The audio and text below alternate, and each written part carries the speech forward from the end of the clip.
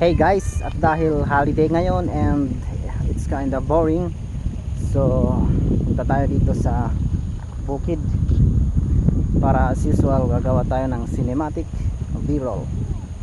So again, enjoy the video.